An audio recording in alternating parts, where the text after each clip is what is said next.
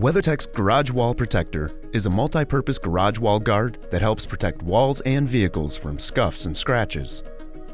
With your purchase, you should have received one garage wall protector with 2 or 4 pre-installed wall mounting devices.